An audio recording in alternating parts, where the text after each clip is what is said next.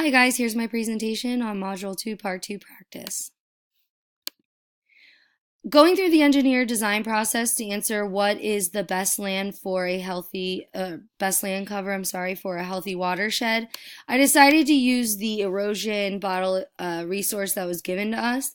As I was going through this, by the end of it, I felt that this experiment aligned with a framework for K-12 science education, Dimension 1, science and engineering practices, specifically, which I'll explain towards the end of this presentation. I started off following the plan exactly how it was written. I created an erosion bottle that had soil and grass, one that only had soil, and one that had soil and mulch. I started by creating the bottle that had soil and grass, and waited to let the grass grow.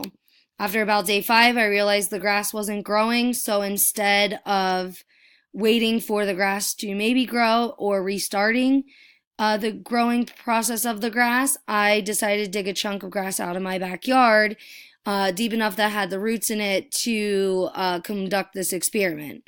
I then created the other 2 erosion bottles following the instructions from the resource. My results that I got here was, you can see right here, the one with just the soil was the dirtiest. It had a lot of particles, soil particles in it. It was very dirty. It was dark. You could barely see through it. Whereas the soil and mulch, the water wasn't clear, but it was clearer than the soil. And you can see that some of the soil particles and a few of the mulch particles got through because I used the tan bark mulch, not the leaves and grass, or the leaves and twigs and dead grass.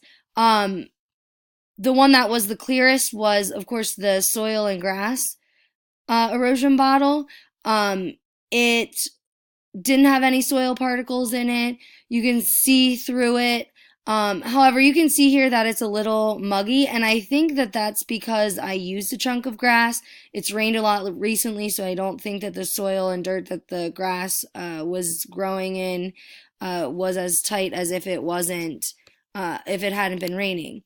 So one thing that I would do to improve this experiment is get a chunk of grass that might be in a drier area where there hasn't been a lot of rain recently.